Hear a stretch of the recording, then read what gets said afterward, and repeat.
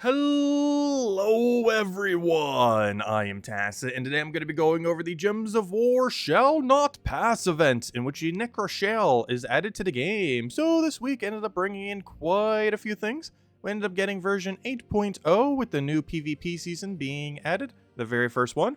With this, we ended up getting two 30-star kingdoms, one from the new Glacial Immortal itself, but also one from the two new Kazel troops, one from this one, the Necroshale, as well as the invasion troop for all the tower stuff that we have going on this week.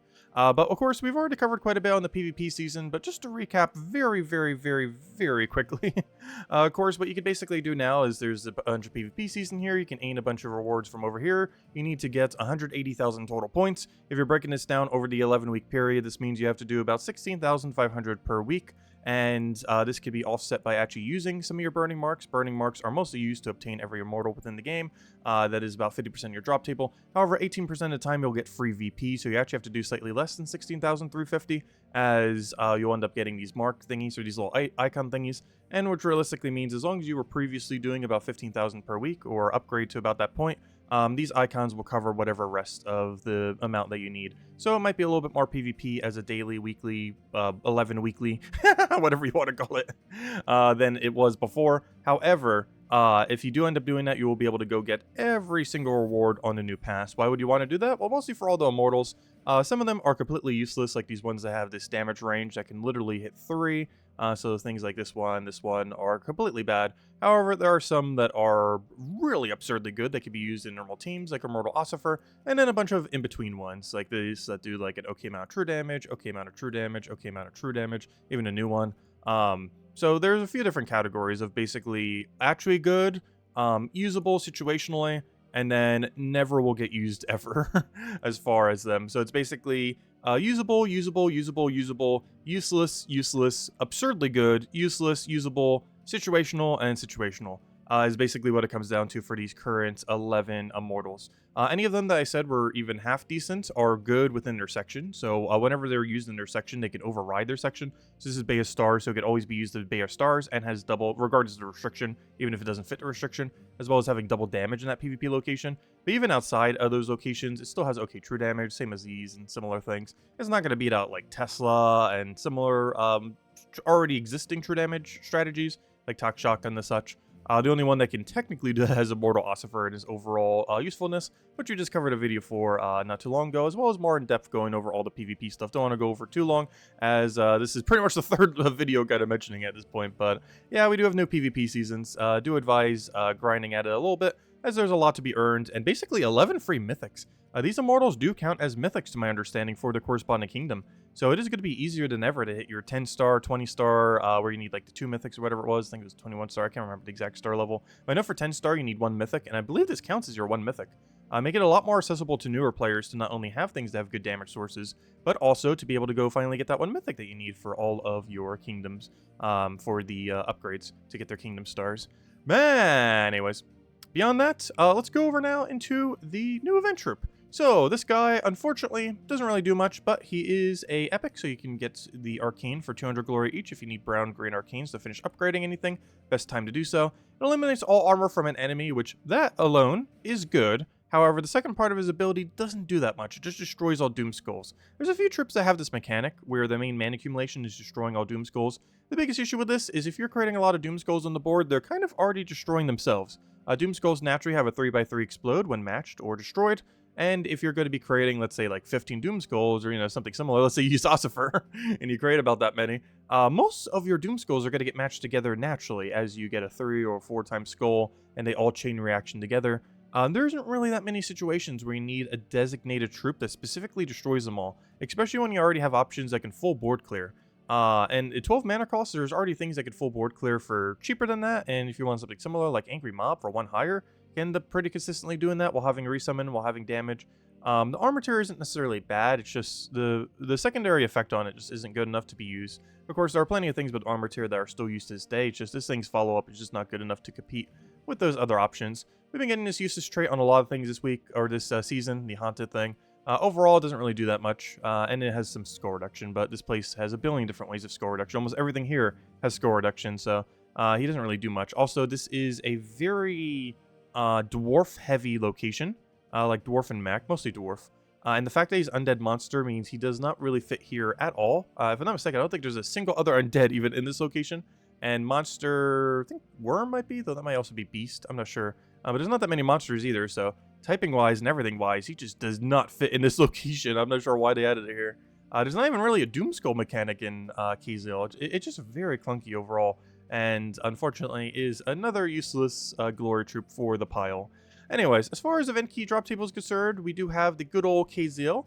Is it worth spending anything? Not really. For the most part, Kazil is just really tanky, but doesn't really end up doing much as far as most of its modern options. A lot of the mythics here are also pretty tanky, or some version of it, like Reflect Tank, and are just not really usable in most situations. Now, there are a few knick-knack utility troops that you might end up wanting to pick here. However, most of the best stuff here are available through other means. So the troops that are not available here, that you get through other things, are the following. 4 faction troops, so all the one for Emperor Nazar are from the faction of Emperor Nazar. The current invasion troop of the Cryptworm is only from the current invasion. It will be in drop table in future weeks, but not currently. The strongest thing in this entire kingdom, the Empress, is from the Vault Key drop table. So, of course, the other weekend, not last weekend, but the weekend beforehand, we had a Vault event weekend. With that, of course, you can open your Vault Keys, and with those, you have a chance of getting the Empress. She has probably the most consistent magic gain in the entire game that doesn't, like, kill out one of your units. She gives a bunch of stats to your final ally, so whatever your last slot is. So if it does get reordered, that means you'll have a new final, but as long as they stay there, it'll give a bunch of stats to them, to all skills. The most noteworthy one of that, of course, being magic. Though, of course, it does give durability and everything to it as well. And there's a % chance that it'll end up gaining extra turn based on how many green. This is going to be the main thing that you use for Underspire this week, as well as by far the strongest thing here. Between its good terror, its amount of stats that it ends up giving. You just put one really good damage source in your last slot. You could buff it for only 6 mana, and it just gains a ton of benefit. But it's by far the strongest thing here. And the only other thing that is not in drop table is the Darksmith Drina, which is a very situational mythic. That was actually, I believe, the first thing that had Cursed Gem mechanic, though nowadays we have quite a few more things that have the Cursed Gem mechanic.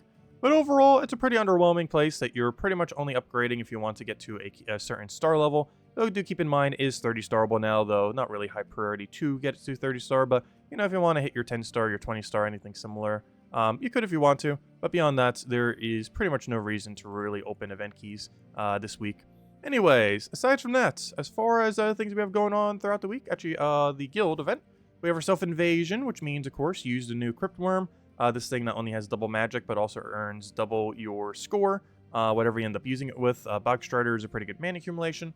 Obviously, you have access to pretty much every weapon as far as mana accumulation as well, if you want to use them as a damage source, though your double Cryptworm should be enough to do all your damage. I do advise buying an extra tier and doing double Cryptworm this week instead of single. The main reason for this is it doesn't have any extra means of durability, and for this reason could easily die. And because of this, you kind of want to have a second one, as you will eventually, as you get deeper, lose your first Cryptworm, and then the rest of your team can hold the line. Even if you lose both of them, you'll likely still be able to hold the line, but you do definitely want to have the double for when your first one does inevitably die, as it is very squishy, and it's not worth trying to give it extra durability. Just try to run as many skulls as you can, get them off the board, get all the mana, one shot with everything, and if they die, they die.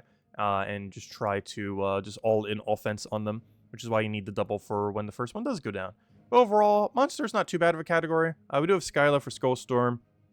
Naturally, we have, of course, all the things that we would have off of Hero, as far as weapons are concerned. So you have Earth's Fury, you have Mang, you have Wand, similar things. We do have a few Skull Spammers if you do want to go down that route. The problem is shared colors, like Glaceon and such, where in theory it's really good with it, but in practice it's the exact same color, so you can't get much. We have Skullstorm. Devour's kind of pointless. We have another Skull Converter. Actually, I guess that could work pretty well too. Didn't think of X-Raider at the time, but this is pretty free because it's a faction legend. So on a cheap team, you could actually use this as your Skull Spammer if you still want to go down the Skull route, because all you have to do is throw some shards at All-Seeing Eye in Underworld, and you would eventually get him if you don't already have him. And he converts all yellow to Skull, which can be your main Skull Spammer, as there aren't too many. It's basically him, Glaceon, and I believe that's basically it for good ones. That and Skyla. But Skyla does off a Storm. She doesn't actually directly create skulls, but overall that does do a lot of value. But yeah, that's pretty much all your options for the most part, except for like a few niche things here and there. But anyways, as far as other things we have going on throughout the week, we have ourselves the Tuesday. which is today. Actually, at this point, I forgot. We kind of spent all day yesterday kind of messing around with the new PvP system. So yeah, I haven't actually.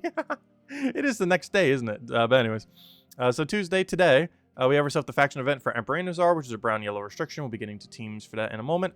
Wednesday, we have our first return of the Sparkle Sack. Well, this is in drop table right now. You might have already seen it as a pet if you didn't already get this during the season. I believe this is the first time it has ever been on a Wednesday event since it came in, what, a year and a half ago or so? So yeah, if you didn't already get this in the past, you can get the pet now. However, it is still in drop table, so you've always had the chance of getting this pet, but it has returned. Thursday, we have ourselves the class event for Runepriest. Runepriest, very situational. You're pretty much never running it unless you're running a 50% mana start dwarf team. That's basically the only time it comes out. Its biggest benefit is it does have Barrier on Brown while having Dispel, but Mech Hero class is normally used instead due to its natural 50% mana start as well as Mech Synergy, whereas this thing needs an entire extra troop on your team in order to do this exact same thing of having 50% mana start into this spell. So very rarely is it ran out of any context other than 4 times Dwarf, and even in that context you might even still not run it. So overall, very situational hero class. And then this Friday we have ourselves No Event Week, aka a arena event. So of course arena events still just as bad as they've always been. We'll probably just do the one, claim our 3 gem keys, and be on our way. But if nothing else, that means you can engage with the new PvP system a bit more, as you have plenty more time. Not really a need to rush it, though. It's an 11-week long system, though I personally am rushing it all the way down and hope to have it finished by tomorrow, so that we can have all those troops upgraded and go from there. But anyways, as far as Soulforge is concerned, a few knick-knack things, mostly underneath the troop category. I would say the most relevant thing to end up getting if you're in need of it is the Grey King. Really good in PvP, and of course we just got a massive PvP update.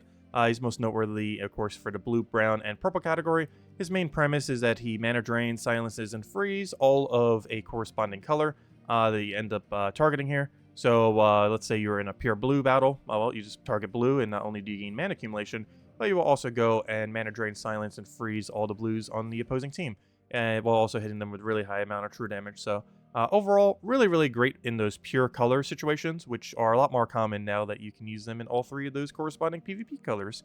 So he does have a use case. Biggest issue with him in previous Guild War is your team was pure color, but the enemy team wasn't pure color. However, now in the current state of PvP, both you and the enemy are 100% pure color, which allows you to get full value from him. I personally haven't really been utilizing him too much in PvP, as he's a little slow, but he's really good at not losing. And if you don't have too many damage sources for just PvP in general, it can be a really great way, especially as a newer player, if you find you're losing a ton, or if you want to use it for a Blood Frenzy where it's more likely that you'll lose, it could definitely come in pretty handy in PvP.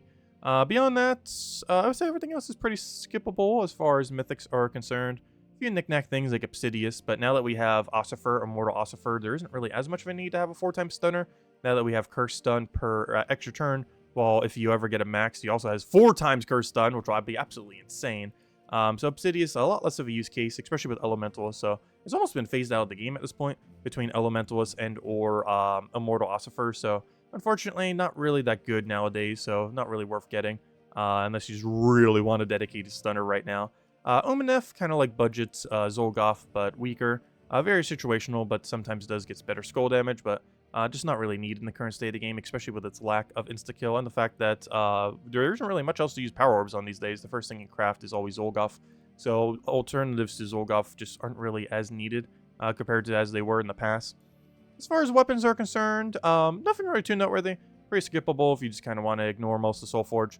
The only thing to really mention is I do believe I show a team with the Doom Sledge. The main reason for this is Underspire is kind of annoying this week, and this is potentially your best damage source, which is sad that this would be your best damage source, but it can be. Well, there's a cheaper alternative that you get for 250 wins on the Keyzeal Hero class that you can do if you don't want to end up getting this.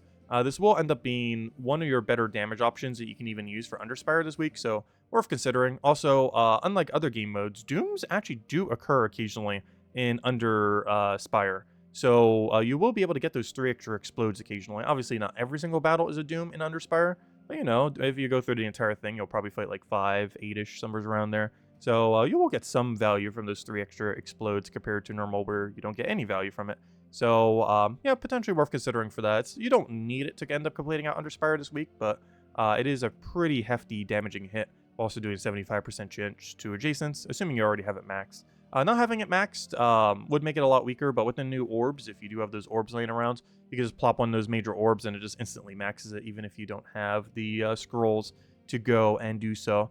Anyways, let's go conclude with all the teams. So that's not where teams are. That's also not where teams are. Oh yeah, so that's something I forgot to mention in the other video, and someone did comment on it. Do not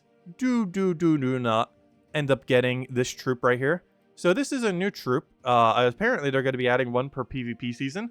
You should never, ever, ever, ever, ever, ever, ever, ever, in a billion years, at least at current costs, get this troop. Even at lower costs, probably don't get it. It is so absurdly expensive. It is 25 deed books to buy this. That's what that resource says, 25 deed books. Because, of course, they all convert into these little thingies. Hey, purple. Hey, come on, 3 purple. 3 purple. Let's see. But 25 of those. Look at that, 2 purple deed books. That right there is more value than how much this mythic is worth. If they lower this to 300 gold marks, it is still not worth it. We just got more value from 300 gold marks by doing that. This mythic is really, really... Well, actually, it is slightly bad. I was going to say really bad, but its cost ratio is so absurdly horrific. If they lower this to 2,500 silver marks, then this will be worth it. Or like 2,500 silver with maybe like 100 gold marks, so there's still like some amount of gold mark cost. But even if they lower this to 500 gold marks, not worth it. Even 300, probably still not worth it. It would have to be either silver marks purely or an absurdly low amount of gold marks while also costing a high amount of silver marks. Anything beyond that, you should just get it with diamonds. I guess this might be a little bit of a different situation, of course, earlier in the game when diamonds are a little bit more precious for actually good mythics, whereas the mythic, at least currently here, is not that good. However, you will be able to get this in the future. When? I have no clue. However, you will be able to get this at some point in the Soul Forge for 4,000 diamonds in the future, as well as, of course, go for the event key drop table if you want to go for event key drop table on Suncrest. But definitely do not pay a single gold mark for this thing, as pretty much any amount is weaker than just getting the 3 random deed books that you can get right there. As we just showed, we got 2 purple deed books, and I definitely value 2 purple deed books over any mythic in the entire game, as far as 1 copy is concerned. Though, of course, if you don't have a surplus of diamonds, you might want to do whatever the nerfed version down of this is, or buffed, whatever you want to call it, as they are definitely going to reduce the cost of this in some way in the future. What this is, we have no way of really knowing. Hopefully it's just silver marks and not gold marks, because that would be fine. 2,500 silver marks, that's fair. While needing 150k PvP rating and 2,500 silver marks, but almost any amount of gold marks is 100% not worth it for this thing, as you will just be able to earn it through event keys or diamonds later down the line. So make sure you do not buy that or misclick it. I would even advise going and spending deed books so you don't have 2,500 gold marks if you have above that amount. Just to make sure you don't accidentally misclick that mythic, as it is just a complete waste of resources. I'm pretty sure it has a warning menu on it, but still, just do not buy it. And make sure you get out of the misclick category. But anyways, beyond that, let's go over a bunch of teams then. So as far as teams are concerned, let's start all the way from the top with Invasion. So for a higher level team, we're going to be going Wand with double Cryptworm. As I mentioned, you probably want to go double Cryptworm. Not required, but definitely advised due to its lack of durability. And of course, as you're getting more skulls through various things, those skulls can backfire. But we're using Skyla purely for its Skull Storm. Keep in mind, her insta-kill does not work on the troops. You should never actually be casting her. She is purely here for her Bone Storm that she does per extra turn. Always been pretty good for that, and under the monster category is pretty much one of the only few ways we can end up doing it. And we're using a wand for our mana accumulation, of course, so you can use any mana accumulation option of preference. As far as the lower invasion, we are using an Earth's Fury. Keep in mind, this can be replaced with absolutely anything. I just figured I'd mention it here. Earth's Fury, I generally don't consider as a cheap weapon, as is currently impossible to get if you currently don't own it, as is from a Groshnock event week. However, I figured I'd show it here because invasion troops do gain quite a bit of a benefit for it, as the whole premise of this thing is that armor tiers an enemy and you get 3-to-1 based on their attack. Basically meaning with the 5 times boost ratio, you're getting 1.6 times your attack value, or whatever it ends up doing in extra benefit. So whatever it ends up giving you, you're essentially getting a 1.6 ratio between the 3-to-1 into the 5 times. So whatever the armor value is, you're getting 1.6 times that in attack value, essentially. So if they have 5, or let's just do an easier number. Let's say they have 100 armor. You will gain 160 attack effectively. Not specifically attack value, or, not attack stat, but effective damage that you'd be gaining is 160 if you do it on something with 100. So it's just 1.6 times essentially whatever you are clicking on will end up being your value. We have Box Strider here for mana accumulation. It's a common, really easy to obtain. You just click it, gain infinite mana, similar to Thrall and similar things these days. And of course, if you don't have Earth's Fury, not a big deal. Just replace it with basically any weapon. Can be explodey weapon, can be resummon weapon, it can even be a damage source if you want to offset your Crypt Wurb. So yeah, I guess Box Strider is enough mana accumulation. So yeah, you can put pretty much anything there. We're just showing it with our sphere if you happen to have it laying around. I want a little bit of a cheaper team for the lower range because I feel like I sometimes always just go and show the higher range ones because we only show one of each normally for these kind of videos unless it's a new faction. However, if you do have obviously Takshaka, just use 3 Takshaka. But cheaper team here, we're just using Emberclaw Bork into Dawnbringer. Dawnbringer, of course, you can downgrade for whatever your best hero damage weapon is. We just happen to be doing Dawnbringer here. And Child of Summer to feed red into both your Emberclaw and into your red weapon of choice. But you can simply just use Summer's Fury to go with Child of Summer and go for the double Summer, as it is summertime right now. Anyways, as far as the higher range team, we're just going a pretty standard High King Iron Gut Catharix build. We are using a little bit something unstandard, Daughter of Yasmin, as our mana accumulation, just using this for Greenstorm, which will get us a ton of mana accumulation into not only Wand, but also our eventual Catharix.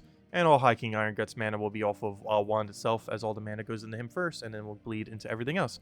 As far as Pure Faction is concerned, it's a bit of a weird one because we don't really have a proper mana accumulator, but the main premise of this place is you keep spamming extra turns off of the Emperina Zara, and what you do with this is you gain life and magic every single time, and you do this to increase his magic, and you basically scale him up until you can win with this. It's a very, very slow fight, but you do have resummon off of her, so if you do lose your troop, you'll constantly keep getting resummon, and you basically just keep bulking this thing up over and over and over again. You can also do it something like this if you want to go a little bit of a different order, and you want to resummon it the other way around, but your basic premise is you keep taking extra turns, keep getting your magic up, and keep doing that until this thing is capable of killing. It's a very clunky place that I really hope when it gets a 5th troop is actually something good, because this place really needs a 5th troop that's a good mana accumulator, something it's very distinctly missing at this current moment in time. As far as the Runepriest class event, this will be taking place on Thursday, as always does, of course, the class event. For this, we have a dwarf Kazale restriction. With this, we actually have a slightly shiny newer option that we can use, the Rune Chanter. I don't think I've ever really properly used this on a team. However, he does have 2 things going for him that are pretty good for this. Technically 3. He does some extra chip damage for free every single extra turn. He gets Brown Mastery, which is one of the main reasons we're using him. Free Brown Mastery there. There are a few things that could do this, but he's the highest damage and overall best troop that does currently. And he gets to convert a gem into a yellow lightning gem, meaning that you get to choose where it goes. You can make it at 3 or 4 times, depending on how the board is set up. And he gets a little bit of free scatter damage on top of that. Aside from that, we also have the Apothecary. This is just a free cleanse, while also giving you a ton of brown mana, which of course feeds into everything. And then you just use your best brown weapon that you have. In this case, we're using Dawnbringer. And you just keep spamming this over and over again, as are most Thursday class events. As far as Underspire is concerned, this is a Kazale restriction, though unlike the other one, it is purely just anything in Kazale, not just dwarves. With this, unfortunately, as we mentioned earlier, there aren't too many good things in this place. So as far as your damage source, we're essentially using Empress in order to feed the Doom Sledge everything that it needs, and using Doom Sledge as our main means of win condition. It's not going to be the quickest. It's probably going to be one of the more annoying underworlds or underspires that we've had in a long while. Might even be worth skipping. I'm even considering it, to be honest. Not like pure skipping, but almost just going for, especially to focus on PvP a little bit more. I'm not sure. Though we were going to do it later in the week anyways. I don't know. We'll probably still do the whole thing. It's just going to be annoying. It'll take like an extra good hour, I feel like, this week compared to some other weeks, as this place doesn't really have a good full AoE. They can hit all enemies simultaneously, so we're pretty much just going all in on the Doom Sledge. And it is in Soulforge this week, so if you don't have it, you can get it. This team is actually pretty accessible this week if you don't already have it, so worth considering, even in the low rarity kind of sense. But for the low rarity sense, we went even cheaper with that. We went 3 of a common. This thing is really good for not dying, but will take forever to chip down the enemy, as you basically just hit this 3 times. You'll get full mana onto your entire team, and then after you get full mana onto your entire team, you then use your Runeforger weapon. This is basically budget Doom Sledge if you don't have Doom Sledge. You get this from 250 wins by using the Runepriest hero class if you haven't already gotten it, so you can get at any point this week just from doing 250 wins on that real quick. Either just putting on like a quick kill PvP team or whatever you want to do with it. Get 250 wins in anywhere you feel like, even explore 1 if you want to make it super quick. And then you'll have this weapon if you don't already. It deals some splash damage instead of heavy splash to an enemy, and explodes a random gem for every brown ally and enemy, which will be guaranteed 1 since you're using it as your weapon, but can be up to 5 if the entire enemy team is brown. For the most part, quite a bit weaker than what Doom Sledge will do, with a guarantee 4, 7 if it's Doom, and higher damage on Doom Sledge, but it is a very budget alternative if you happen to not have it. It will take even longer to win. However, it will eventually win, as you'll have Barrier on Brown, you'll have Barrier every single time you cast a Dwarven Gate. It's a really tanky team, it's just your damage output is very, very low.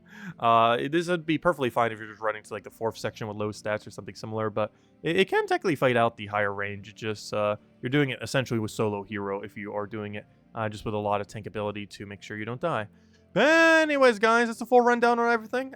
We still have plans to cover more things on version 8.0. The main thing I still kind of want to cover are teams for everything other than Ossifer. Of course, most recently in the previous PvP overview video, we covered everything with PvP while also covering Ossifer himself, as he's the only immortal that is particularly relevant, at least later in the game. However, I do kind of want to do like a low rarity newer player kind of team, as a lot of the immortals that we did end up getting really solid damage sources if you have nothing. Like if you don't have Tesla, you don't have Tina 9000, you don't have Takshaka, you don't have anything like that, a handful of these immortals are going to be good. Things like the Immortal Aquaria, the Immortal Capricorn, the Aperion, the Glacia that you're going to be getting a lot of copies of during this current season.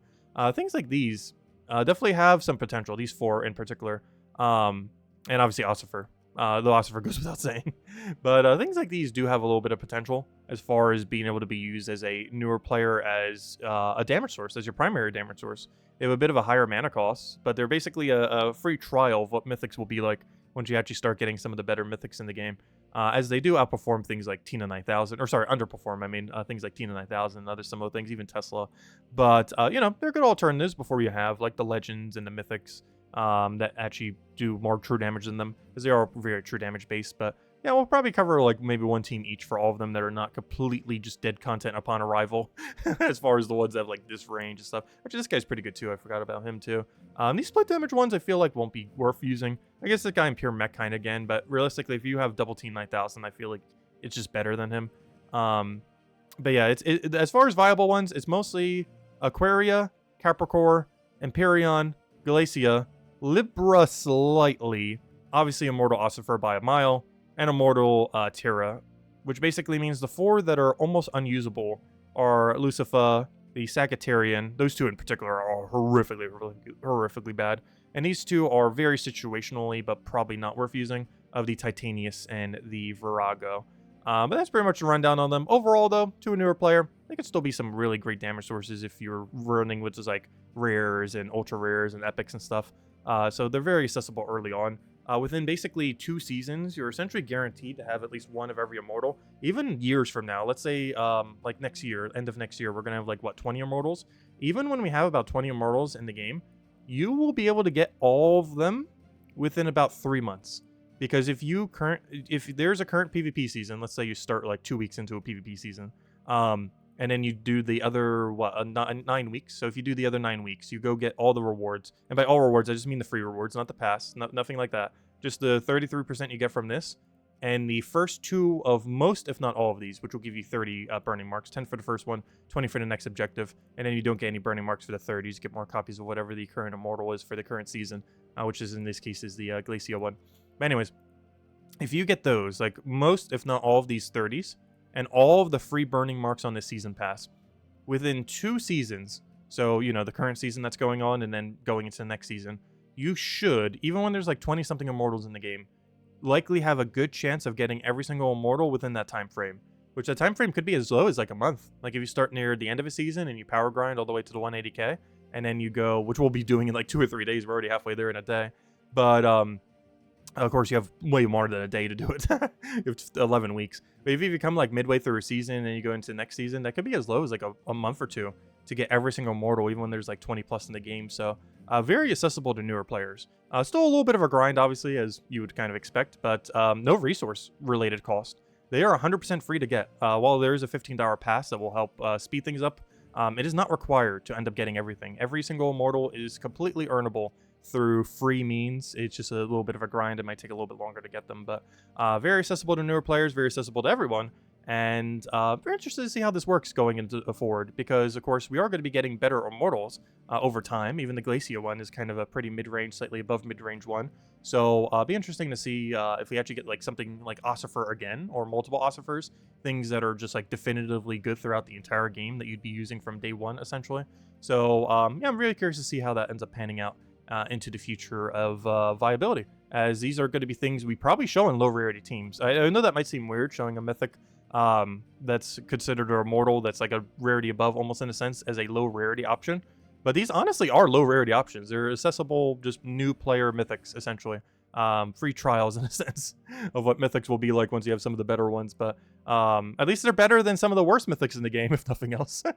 Though some of them are pretty close to the worst mythics in the game. But anyways, that's a rundown on everything. If you still have any other questions, feel free to leave in the comment section below. Of course, every single night at normal time, 8 p.m. Eastern Standard Time, we'll be grinding out until we hit that 180k. We've been trying to get it down, hopefully by Wednesday night. Just kind of power rushing it down and getting overall points in, and just kind of getting all the Immortals. And I'll have a video going up soon, kind of going over some of these low rarity teams you can run as a newer player, as yeah, there are quite a handful of them. And I do kind of want to show it because we're generally never going to be using them ourselves, but you know, if you're brand new or just don't really have too many other options, they can be viable outside the context of the PvP. Of course, it goes without saying that a good handful of them would always be used in their PvP section, like the Bay of Stars one. You would always use the dragon, for example, to find them. Just whatever category you're in, literally just type whatever it says right there, and you'll find it. So right here, Bay of Stars, and I can click on another one. If we go right over here, for example, we could be like, okay, this one's Winter's Reach. Okay, what can I use for Winter's Reach? Well, if we go and just simply type in Winter's Reach, there it is. We can see the Immortal Glacia. So you could do that for any of them, and it will just simply show. Actually, we already have a team right here. We have a Wand into Immortal Glacia, Leprechaun, and Uller. And it worked out really well because she has double magic here, or double damage, I mean, which ends up doing a lot of damage. All of it gets multiplied by 2 times, of course. She has a boost ratio that she needs. She gets even more from Uller while having Fairy Fire. Obviously, Uller's not required on this team. You can make it basically a low rarity team by just removing Uller. There you go. There's your low rarity team. Dawnbringer, Immortal Glacia, Leprechaun, and one other Fae you want laying around. Probably Queen Titania if you have, but even not Queen Titania, just like some more support behind her would just be perfectly fine.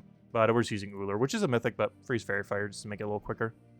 But yeah, it's pretty much as easy as that when it comes to a lot of them. Very basic team building, just put a bunch of mana accumulation on them and just keep spamming your Immortal until you win, is how most of these PvP categories go. But we'll get hopefully a little bit more creative with it when we go for the newer player ones, as there's quite a few low rarity things that can synergize them with them pretty well, though they all do have a bias towards true damage. But anyways, guys, I'll wrap it up for now. If you still have any questions about 8.0, the PvP seasons, or anything else regarding this week, or anything else in Gems of War, let me know in the comment section below, and I will catch all of you guys later. Definitely feel free to leave a like on the video. Helps a lot. It's greatly appreciated. And sorry that this came out a day late. It's mostly because I didn't get any sleep from Sunday going into Monday, and then we did the PvP grind, and then we kind of crashed. And then we did more PvP grind, so... but we're finally here, and hopefully within the next few days, the grind will finally be over. I'll catch you guys later. Goodbye, everyone, and thanks for watching.